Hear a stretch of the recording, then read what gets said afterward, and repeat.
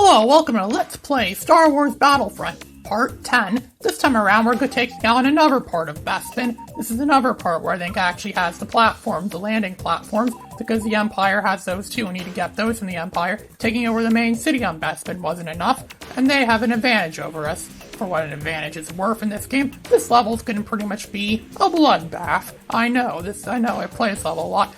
There'll be major losses on both sides. Both sides are going to suffer serious major losses, because there's going to be a lot of bloodshed, I already know. There's going to be a lot of killing them, and most of the kills are going to be made by me. People on both sides are going to die, and most of them will unfortunately be made by me. At least it took over command post, which gave us kind of advantage, but threw me the other direction. So now there, you see the Empire still desperate to take us over, so we pretty much have to play defense. And by playing defense, we have to kill off a lot of their troops. So, yeah, that's how it's going to be. We're just going to stay here and be like that, and just constantly go ahead, like what a lot of kids think Star Wars is about. We just constantly go ahead and constantly shoot down the enemies and fight against the enemies and stop them and kill them.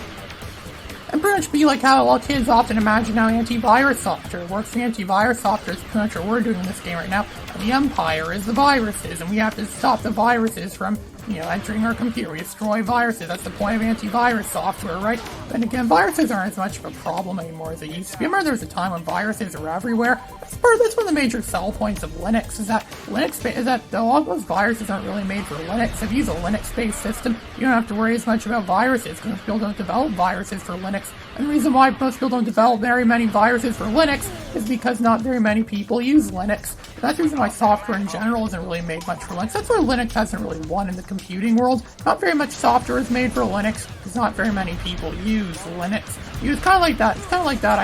I'm unhappy because I eat too much, and I eat because I'm unhappy kind of thing. It's like that kind of Mobius strip of a thing. If more people start using Linux, there'll be more software made for Linux. Those PC games I have don't support Linux. Even specifically says, like in the instruction book for Star Wars Battlefront PC version, specifically says that it doesn't support Linux. I'm surprised it even mentions that I think it's kind of funny a lot of Star Wars games old Star Wars games go deep into detail on what versions of Windows they don't support. We don't support this, we don't support that. It goes on for a really long list. Like when it's in the Star Wars Battlefront instruction book, it mentioned that Windows 95 is not supported. It actually went deep into detail saying that, as of 2001, Windows 95 got discontinued, and now because of that, our game that came out 3 years later in 2004, it doesn't support Windows 95. Well, duh, it's like stating the obvious. That's like when Batman's like, great Scott, a bomb has been set off, we must go after it. With the superheroes, they always state all the obvious. They're trying to be like superheroes and state the obvious thing. That made more sense in Lego Island Extreme Stunts instruction book when I mentioned that Windows 95 is not supported. That game came out in 2002 when Windows 95 was more recently discontinued. I never actually got to play Lego Island Extreme Stunts to this very day, the PC version. I only ever had the Game Boy Advance version, but still never had the PC version for that reason, simply because I never found a version that works. I still haven't even found a PS2 ISO. It's that rare that I can't even find an ISO for it on PS2, which the PS2 version might actually be better than the PC version because it doesn't have a nasty save glitch. What do I know? PC versions of games are usually better than console versions, and Lego Island 2, its predecessor, was no exception. Lego Island 2, the PC version, was had rich, beautiful, smooth graphics. It had lots of different modes of play, lots of different mini-game stuff that was absent in the PS1 version. But the PS1 version actually played better overall. Actually, it was easier to play the PS1 version, and overall was a better game overall. Sure, it didn't have as much stuff, but at least it played better, and to some people that's more important. It's like beauty is nothing without brains. It makes something look good. It doesn't necessarily mean it's going to play better, it's because it looks really good. And that's kind of the case of Lego Island 2. The PS1 version actually is the better version. Some people supposedly said that about Star Wars Episode 1 Jedi Power Battles, that the PS1 version may have had the better gameplay, but the Dreamcast version looks better and has more features. I don't know, I haven't really sunk my teeth as much into the Dreamcast version. I actually did play that on the Sega Dreamcast. I wasn't actually on the Sega Dreamcast. I played the Dreamcast version of that game on my, the Raspberry Pi. I played on my Raspberry Pi, and I was overjoyed that I got Sega Dreamcast to run on my Raspberry Pi. So I played Star Wars Episode 1 Jedi Power Battles, and it looks pretty good. It's a pretty promising game. It's just as good as the PS1 version for the most part. It might be the better version because it has more content. It actually has Kiadi Mundi in it too, which is which was advertised. He was mentioned in the credits for the original Star Wars PS1 version, but He wasn't actually in the game despite that. And so, this is exactly what I thought the battle was going to be. We're just pretty much trying to make an advance on them. It's a very linear stage. We're trying to make an advance on them, and they're trying to make an advance on us. And so, that means the two sides are going to clash. This truly is like a clash of the parties. An absolute clash between good and evil. That's what we're going for right now. An absolute clash. And I was going to be the smart one, stand on the side, and just shoot them down. But then again, what is smart? We don't know. The only way you can really progress in this game is to kill stuff, to kill bad guys, to kill... And that's pretty much how we have to do what we have to do so far. And they don't, and clearly my guys might accidentally kill me too. I think there may have been, I'm not sure if I accidentally have been killed by my own guys in this game. There was a time where I got killed by one of my own guys in Star Wars X-Wing. In the 1998 re-release of Star Wars X-Wing, I got killed by someone on my own team. Which, like I said, so sometimes people, well, I mean, it makes sense that you'd accidentally shoot. There's so many people around here, it's hard to get an accurate target too, so of course you're going to be accidentally shooting down people. But in this game, using this game's logic, you get labeled as a traitor for killing your own people, even if it is by accident. Apparently, I'm a traitor. Maybe I am secretly for the Empire. Maybe the Empire planted some kind of gene into me back when we were still playing for the Empire in the earlier levels of this campaign. And maybe something's still in me from that time. Maybe I still have like a microchip or something like that that secretly tells me to betray the rebellion. Kind of microchips the clones had in the 6th season of Star Wars: The Clone Wars, that season that was made after Cartoon Network pulled the show from the air for being too violent. So instead it aired on Netflix, and then eventually got released on DVD. And that was kind of weird how clones had like these microchips, and then they actually uncovered a plot to destroy the Jedi. But I'm not going to spoil anything more. I don't want to spoil anything about Star Wars: The Clone Wars Season 6. It's a good season overall. It's better than the 7th season, actually. The 7th season just dragged out stuff too long. It was only on Disney Plus. So they brought it back for popular demand. So you know what Disney's opinion is on the prequels. Disney doesn't give a crap about the Star Wars prequels. Disney doesn't like the Star Wars prequels.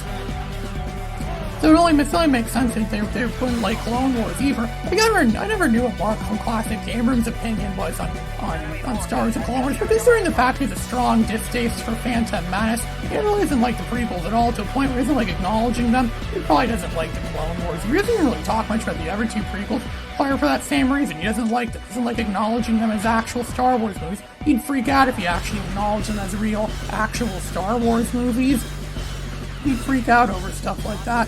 And I know a lot of people in real life are actually like that. They hate the prequels. Like, I knew a principal in middle school that used to punish kids for talking about the Star Wars prequels. He despised the Star Wars prequels. Like, they're the worst thing that ever came out of mankind. The worst thing that could have possibly have come from humanity. The Star Wars prequels.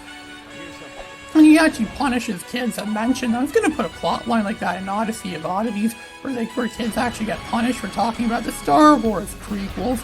Because this guy really hates them because he thinks they destroyed his childhood. And then he has a heart attack when he finds out that George Lucas actually thinks the prequels are good movies, and that he actually thinks they're actually genuinely good, and that he actually thinks they're better than the original trilogy. I think it's funny that my mom's boyfriend had no idea that Star Wars prequels even existed before I told him about them. And he was around back in those days too. How does he not remember that? They were everywhere. I remember that. I was a little kid when those movies came out, and I remember it clear as day when those movies came out. It was everywhere. It was impossible to go anywhere without seeing toy commercials or advertising. They were everywhere. They were some of the most advertised movies ever. They were up there with the Spider-Man movies and up there with a lot of the other most advertised movies at the time. It was a magical moment, I think, and somehow Disney's movies, the Disney Star Wars movies, tried to recreate that kind of magical feeling, that sense of, that you get from new stars. It never really worked for them.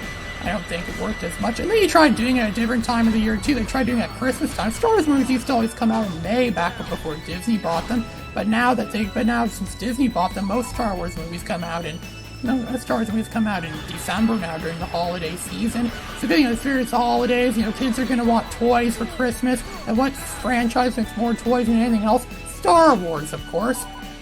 What else makes more toys? Star Trek. And I think there's been a lot of Star Trek content, a lot of Star Trek shows, a lot coming out a lot lately. I think they're trying to compete with Star Wars. Star Wars is becoming big again, and Star Trek has always tried to compete with Star Wars. That's the reason why the first Star Trek movie was made, so they could compete with Star Wars. Star Trek always was Star Wars, is true. Compared to every people trying capitalizing on the franchise as well too. It's so many a lot of space movies, a lot of like rip-off movies. The Star Wars came out in the late 70s and early 80s. For that reason, when you make a movie as popular as Star Wars, people are going to try to copy it. It only makes sense they would try to copy it because I think it's popular, people like it. So naturally, people are going to want to do the same. I'm guilty of that too. I've tried capitalizing on things that are popular that I like too as well. Like I tried making stuff parodying Star Wars, but stuff based on like other things that were big, other things that were like popular. I'll admit I tried doing stuff like it makes sense. You want to make stuff that people are actually interested in, and most of the time people aren't going to try to. But then again, even then there's good stuff that flops. Like I try to parody stuff that's good, or I try to write about stuff that's genuine that I think is genuinely good, not necessarily based on was it successful or not. But there's a lot of really good movies that aren't that successful. I thought Sky Captain: The World of Tomorrow was a really good movie, even though it wasn't very successful. It was a box office bomb, but I thought it was an underrated classic from 2004, the same year as this game. And then there's Mystery Men. I think Mystery Men's an underrated classic too. I freaking love Mystery Men. I think it is like a really awesome movie that almost no one ever really talks about.